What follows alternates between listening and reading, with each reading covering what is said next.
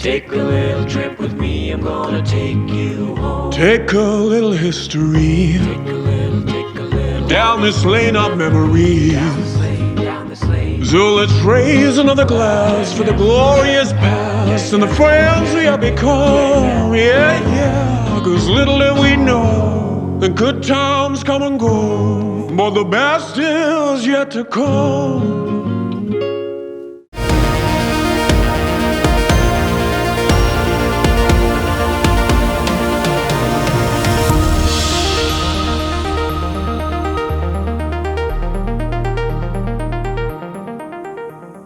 Hello and welcome to a very special interview for The Wire. Today we have a very special guest, someone who got coronavirus, spent up to 19 days in two different hospitals, Ram Manohar Lohia and Safdarjung Hospital, in complete and total self-isolation, was released 2 days ago and is willing to share with us the entire experience he's been through. He is the director of the Institute of Economic Growth in India, as well as a professor of economics at the University of Bath in the United Kingdom, Professor Ajit Mishra. Professor Mishra, let's start at the very beginning, if I may call it a story. When did you first begin to suspect you had coronavirus, and what did you do? Okay, well, firstly, thank you for giving me the chance to share my story. And it's important because it's a positive one. It's a good ending, and then in fact there are some useful lessons from my experience with this virus and hospitalization. Now, in response to the question about when did I start suspecting that I have something like this, was on the night of the 15th of March. That is. I returned from UK on that particular evening by one of the Air India flights. I reached around 10. It was all clear till then. In fact, the airport, the temperature check and all that were also fine. But in the night, I had a pretty high temperature.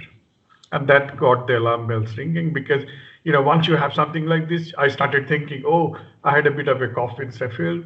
I had a bit of, fatigue or tiredness in Bath, and all those things I put two and two together. And then the next morning after breakfast, my secretary called up Ram Manohar Lohia, and we got an ambulance, and I just went straight to RML for testing, because that was the safest thing to do. Firstly, as a director, I'll have so many meetings and we'll meet so many people, so it's very easy to spread.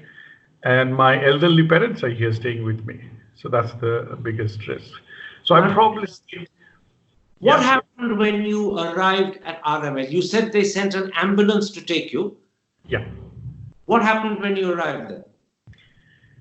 Well, I must say it was pretty scary because the testing center, that is, wasn't ideal because, we had it was very crowded, about 80, 90, maybe even close to 100 people there waiting to be tested. We're all waiting in a small corridor. And I must say, a fair amount of intermingling going on, which now when you think, people asking each other for pen, for paper, and things like this. So not the ideal environment for corona testing, I must say. I had my turn after a couple of hours. And then because of my travel history to UK, and because of the fact that I had a very high temperature, they decided to admit me in RML, in the isolation ward. Now tell us about the RML isolation ward. Can you describe it? Can you tell us what it was like, what the treatment was like? Well, there isn't much of a treatment here because, once you're admitted, they just, treat your symptoms in terms of, if you have a temperature, they will give you paracetamol and I think Tamiflu is the standard drug which you are given once you are in the hospital. Now, this ward is not isolation room, but this is an isolation ward. So each room, or if you like, the big room has about 6 beds. They are meant to be, kept 1 meter apart with screen partition and things like this. Wasn't always the case because I had to request for a screen. First 2 nights I spent without, being screened off. And I mean, it's my feeling is that it's not meant for a 4 or 5 day stay. It's meant for an overnight stay, maybe when you are waiting for your result to come out. Were the conditions sanitary? Were the toilets clean? Don't think so, because I mean, there is no washroom facility. Well, there is no shower facility for the men's section. It was a common, toilet and washroom. Yes, they had the sanitizers and all those kind of things in place. But for example, for 5 days, 4 days, I didn't have a shower. I didn't have any wash because there was no space for it. So those aspects could have been made better in RML, I thought. What were the doctors and nurses like at Ram Manohar Lohia? They were very helpful, very friendly, very reassuring, I must say. Because there were a couple of young kids also, admitted. In fact, in my room, they were obviously worried, anxious, but I saw the doctors being very reassuring and giving statistics like most people turn out negative, don't worry, and things like this. No, so I have no complaints on that. They were very, very helpful. What was the food like? Food. Well, they kind of. My food was. I mean, initially I didn't notice, but it's okay, I guess. It's given the circumstances, it's pretty reasonable. How many people were there with you in this isolation ward, as you describe it? The ward, I cannot say. My room, let's say, I can say. When I got in on the night of or the afternoon of 16, there were about 3 beds were occupied, and we were empty. Next morning, there were more. So at the night I left, we had about 5 people. Only 1 bed was unoccupied.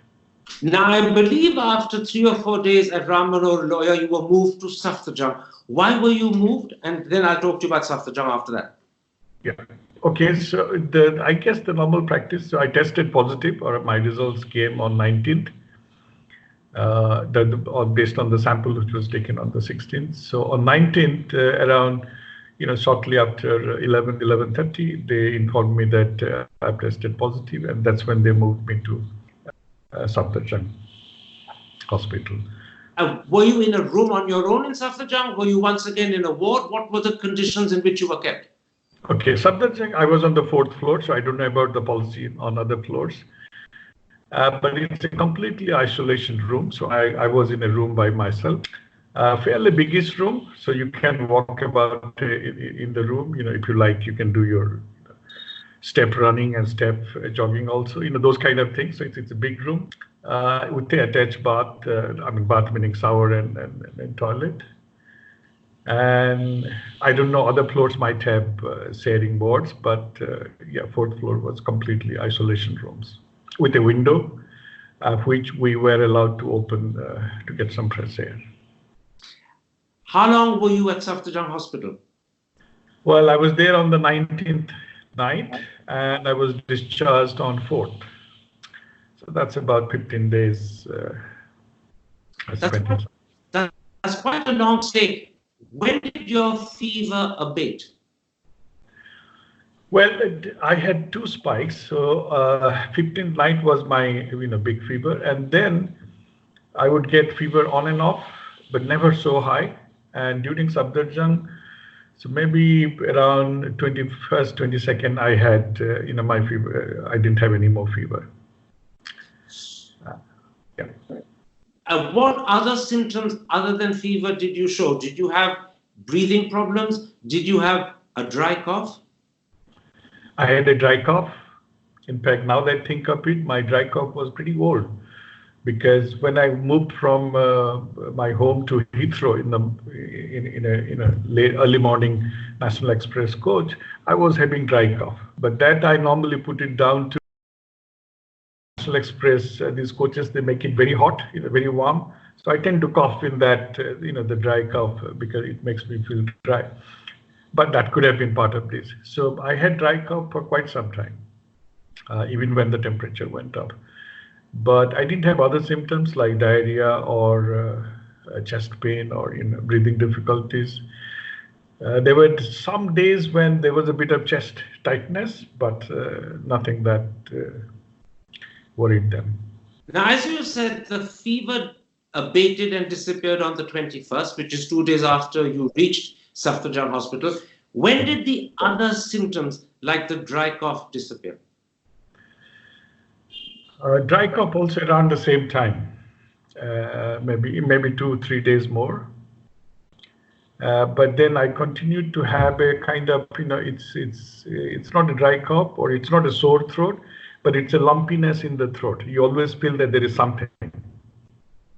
And when did that feeling stop? That feeling stopped around 26th, 27th. So all symptoms from dry cough and fever through to the lumpiness in the throat were finished and over with by the 26th, 27th. Yet you continued in hospital till the 4th of April. Why were you made to stay those extra nearly 10 days? Well, you see, the policy or the protocol here is that, they will wait, for you to have, got rid of all the symptoms. And then they will do 2 more tests, or they will retest you, if you like, take 2 more samples. And so in my case, in fact, 28th, I think, they took the second sample or the first retest sample, and they repeated. So in my case, it was pretty early by their standard, actually. So I was admitted on 19th, and on 28th, the first retest sample was taken. I think that the problem is because first they have to do a 2 negative test. I mean, 2 negative results they have to get before they can discharge you.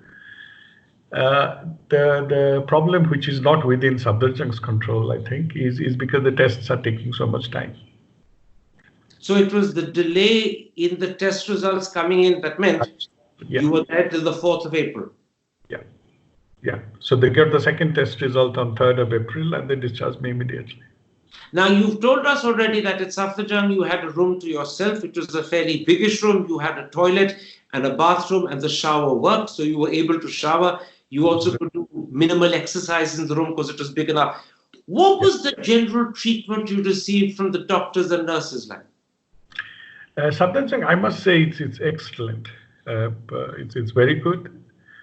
I mean, I knew the nodal officer, Dr. Gupta. He came on the first day, explained me the whole situation very clearly about what the strategy will be and things like this.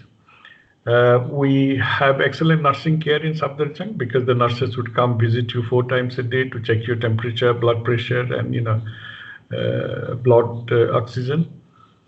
And it used to be cleaned twice a day.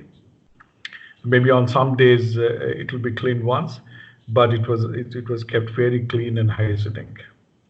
And so, what was the food at Safdarjung like?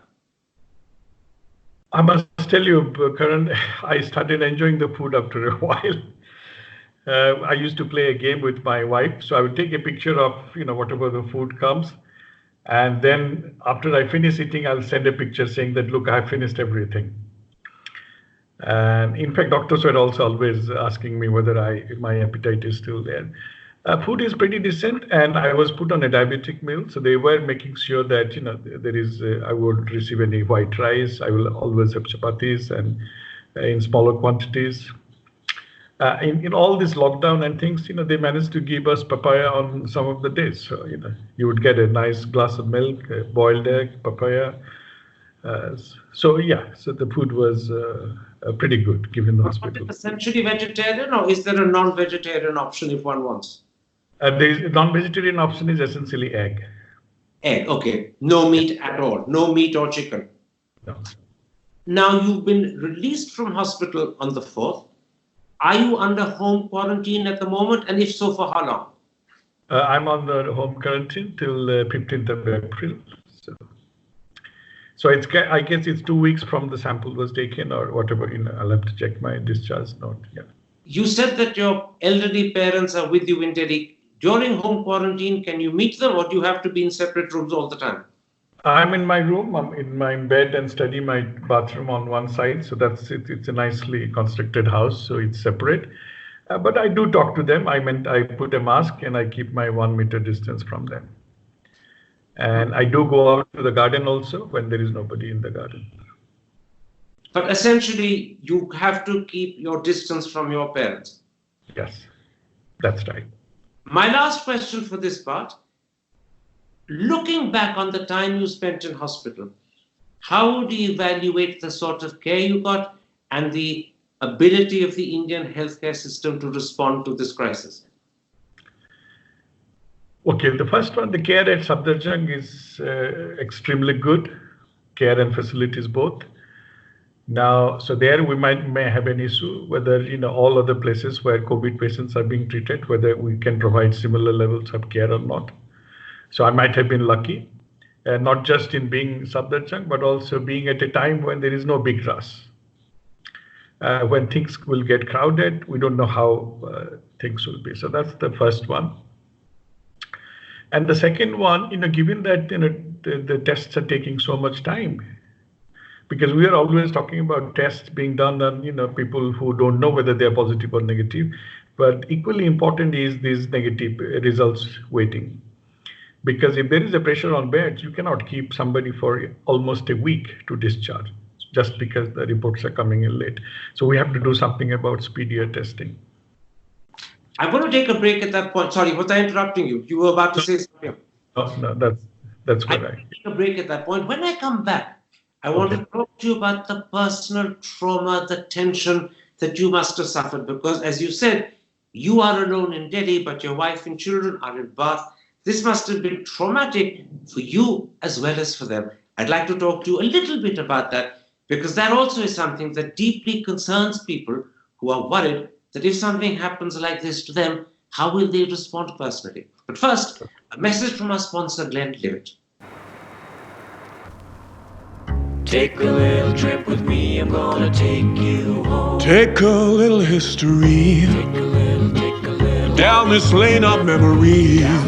down this lane. So let's raise another glass for the glorious past and the friends we have become. Yeah, 'cause little do we know the good times come and go, but the best is yet to come. Welcome back to a special interview for The Wire. My guest is a very special person who has spent, I believe, 19 days in Ram Manohar Lohia and Safdarjung Hospital suffering from coronavirus. He is the director of the Institute of Economic Growth in Delhi, as well as a professor of economics at the University of Bath in the United Kingdom. In part one, he told us in great detail about the treatment and his experience of both Ram Manohar Lohia and Safdarjung Hospital, and as well as his opinions of the way in which the Indian healthcare system is responding to this crisis. But now I want to ask him, what was it like to be a lone cutter from your family, for your wife and children in another country, in India, in hospital, suffering from what many believe could be a terrible life-threatening disease? What was that like, Professor Mishra? Well, in my case, given that the physicality, the physical aspects of the disease wasn't so severe in the sense I didn't require critical care at any stage. My main problem was keeping the mental balance, the psychological impact on myself and my family. So that was I would say the bigger factor. And also, since you have asked me, I want to use this opportunity to say that we have created so much information about the horrible things which the virus can do, that has gone into everybody's head. There is a tendency that, if you catch the virus, you're going to drop dead immediately. Okay. So we have, created this panic state. So in my own experience, every night, when I would go to sleep, I would start imagining that, oh, tonight will be the night that I'm going to get all this chest pain and all those horrible things will happen to me. And in fact, it was so bad that I asked the doctor, how come I'm not getting any of those symptoms? And that's when, I knew it, but he also reconfirmed that in most of the cases, in 80% of the cases, the symptoms continue to be mild. Okay. So it's the psychology, it's the mental thing, which is this thing. I thought, I managed it pretty well in the hospital. I kept a diary. I would write every day for a couple of hours and things like this. There will be ups and downs, but and especially closer to the retesting part, the tension builds up a bit because you are waiting to get the negative result and get discharged. So you lived for those 19 days with a fair amount of fear and apprehension in your mind. Yeah. Which is what I would tell everybody that, no, we should not do that. We should not have that kind of excessive fear and apprehension. Of course, we should be fearful. Of course, we should be careful. But no, that's probably going to do more damage. You said that every night before you'd go to sleep, you would ask yourself, am I going to have those horrible things, the heart conditioning? Was it difficult to sleep at night? Initially, yes, but slowly I got used to it. First few nights were very difficult to sleep because precisely of this apprehension. And slightest change in the pain in the chest, you start thinking, oh, is it this? Am I going to I need some extra support? But once the first week was over and my doctor informed me that if anything, I must have picked up the infection before 15th of March. So, around 22nd, 21st, I was pretty relaxed that, maybe the worst days are over. But during those terrible days, when you would often be unable to sleep at night, fearing that terrible things would happen, did you begin to come to terms, if one ever can, with the fear of death? Because in a very real sense, that's what the newspaper and TV reports suggest you must have faced every night. Somehow, the fear of death wasn't this thing because it's also partly my experience in life. With I've been through a what should I say? Cardiac ward. I've stayed there. I've had a angioplasty. So I've been through hospitals and I have some experience. So that wasn't there, and I was quite determined even from the first night that it doesn't matter how many days it's going to take. I'm going to come out of this room. Yeah. How old are you, Professor Mishra, and has this experience in hospital changed you? Do you feel stronger for it? Do you feel you know yourself better as a result? I think I do. And I'm pretty happy with myself that, I managed, whatever those 19 days fairly well, in different conditions. My wife also thinks that I did a pretty good job. How old are you, can I ask? I'm 58 years old. 58? Yeah. Tell us about your wife and children, because all the while when you were in India in hospital, they were cut off from you and they were in another country altogether. What did they go through? Well, I have a son who is 16-year-old, 16 and a half, and my wife, so they live in Bath.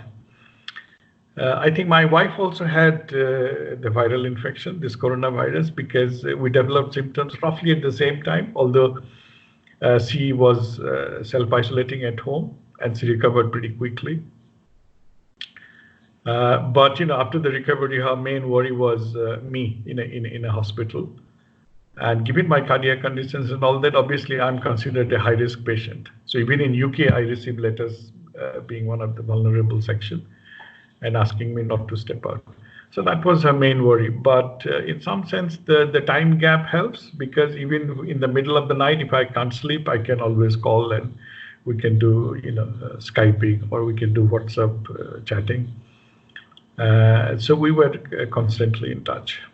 What about your elderly parents who were alone in your home in Delhi, cut off from you? They must have been extremely anxious and worried. My mother was extremely worried. So also my father, and I was also worried, at some point about what's going to happen. But we, IG, I must say, IG administration, the officiating director after me, made excellent arrangements for them. So because my parents were supposed to also self-isolate, because, I stayed for 4 hours or 4 or 5 hours in the house with them. And my cook, who came and served me breakfast, so she was also supposed to self-isolate. So we had a system where the cook and her husband and my parents, they all lived in my house here in self-isolation. So they had support. So because they were all meant to self-isolate, they could actually be in contact with each other. They wouldn't endanger each other. That's right. Which suggests that if you have to have it, it's better that other people have it along with you so that you can maintain some sort of existence in self-isolation with people similarly affected? Yeah, I mean, I know it's scientifically, I have doubts about this policy, because what if one of the person has, picked up the virus? So by doing this kind of group self-isolation, maybe it's not the right thing to do. So they were asked to be careful, and maintain a safe distance. But yes, they had company, and it saved my parents actually, because they're completely dependent. Now, in roughly 8 days' time, you will be free to walk out of your front door, no more home isolation, you will have recovered from coronavirus. What are the first few things you want to do? Well, I haven't been to my office for a while, so I'll go to my office to get some of my files. And I've been just sitting idle at, in hospital or home. So I'll probably go to the gym, do some, start getting back into some of my daily exercises. I go for a walk, within the campus, that is, because, we don't know what's going to happen to the lockdown. So I may not still step out of the building. So these are the three things. And when do you think you'll be able to meet your wife and son? Because they remain in Bath, a long way away. It's going to take a while. I was supposed to go there during May. That was the plan. But it doesn't look feasible. And also international travel is going to be pretty difficult now. Countries will have different rules of quarantine and things like this. It's possible that they might come in July, or I might go, but we're not even thinking about when that's going to be. So we're taking every day as it comes. Is that one of the lessons you've learned? Don't look and think too far ahead. Take it every day, every week, one at a time. Absolutely. In fact, I'm going to share you with a little story precisely on this point. A few years back, along with my wife and child, we did a small climbing in Wales. It's called Cadair Idri. It's a small mountain. So you have to climb lots of steps. I won't tell you how many, it's just hundreds. So after climbing a bit,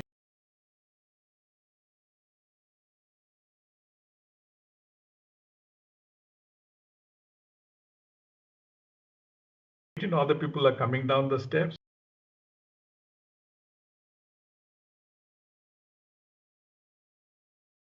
And I asked them, how many more to go? And the lady smiled at me, said, don't even ask, just take 10 at a time.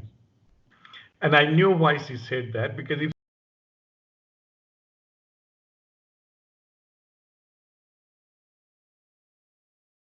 she had said that there are about 2,000 more steps, I would have simply said, let's go back. So yes, that's what I was doing, basically. Take every day as it comes, so every week, once things get better, maybe we'll talk in terms of week rather than days. But that's what our strategy is now. My last question, will this have changed the way you lead your life, the way you think about things in the future? No, in terms of activities, remember I went to UK, I thought, did I do the right thing? But it was meant to be a lecture, it was work related, so I had to go. So yes, I'll still, do my international travel, that's not going to change. I'll probably be more positive about things. So that's something which has, added to my, character. And rest all is, I think it's all there. So, Professor Mishra, I'm deeply grateful for the very open, full way you have shared with us, not just what you've been through, but also what it's done to you, your wife and son, and your parents. Thank you very much for speaking so fully, because you'll have a large audience who'll actually want to learn from what you said and will take a lot of assurance, in particular, from what you said about Safdarjung Hospital. Thank you very much indeed. Thank you. To receive instant updates on all videos from The Wire, click the subscribe button and hit the bell icon. Pay to support independent journalism. Click the link in the description and choose the amount you want to pay.